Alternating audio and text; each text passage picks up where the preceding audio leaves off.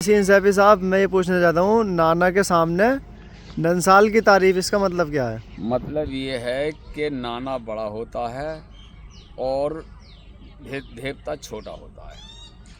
तो ये झूठ के ऊपर बनाया है कि कोई अगर बड़े बूढ़े के सामने और वो अपनी गप फेंके या झूठ बोले, तो मतलब ये कि इसलिए कहा गया है कि नाना के सामने नंसार की तारीफ को। नाना पहले पैदा हुआ, देवता बाद में पैदा हुआ। तो मैं अपनी ज़िंदगी का एक तजर्बा बताता हूँ कि मैंने 1965 से सैफी समाज के लिए काम करा। तो एक मौजी खान जो कमिश्नर रहे हुए बड़ी हस्ती थे, तो लोग मुझसे वो कहते हैं कि कमिश्नर साहब बड़ा हमारा ऐसा था, हमने उनके साथ में काम कर रहा था। झूठ बोलते हैं मेरे सामने, तो मुझे बड़ा अजीब सा लगता है। तो मैं जो कुछ लोग हैं हयात में सच्चाई बयान करता चाहता हूँ कि उनका जमात सैफिया के अध्यक्ष का चुनाव हो रहा था। तो मुझे जो है वहाँ बुलाया दरियागंज बच्चा घर में।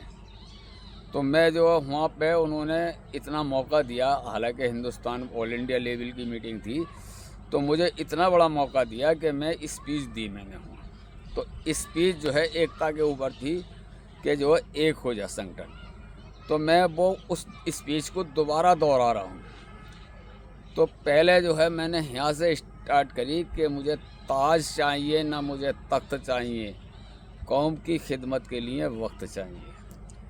उसके बाद में मैंने कौम के लिए समझाया कि आप जब इस्तीफा कर रहे हैं तो 5 उंगली होती हैं पर सब छोटी बड़ी होती हैं। अब उसके हिसाब से मैंने समझाया कि ये सब काम की हैं। तो मैंने वहाँ बहुत बड़ी इसकी मैं छोटा करके बता रहा हूँ कि जब हम खाना खाते हैं और लुक़मा उठाते हैं, तो ये जो कनकी उंगली है ये सतर रहती है और जो बड़ी उंगली है वो छोटी होती है, जब मतलब ये ज़मीन पे से कोई चीज़ उठाई जा सकती है। इसी तरह से तुम जो है छोटे जो लोग हैं वो सतर रहे हैं और बड़े लोगों के अंदर लचक आनी चाहिए। तो मेरी स्पीच को पूरे सदन ने बहुत मतलब ये है कि वो दिया कि मुझे टाइम कम था, पर मैं जब ख़त्म करने जा गया तो बोले भाई आपका तरीका बहुत बढ़िया है। बाद में वो चलता रहा। तो मैंने एक अपील के साथ में एक शेर किया कि मुझे ना शान चाहिए,